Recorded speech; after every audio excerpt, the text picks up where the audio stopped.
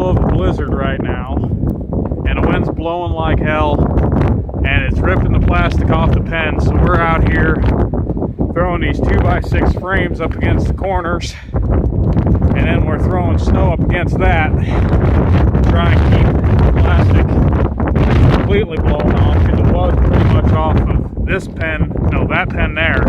I actually had to scoop snow out of the pen as well.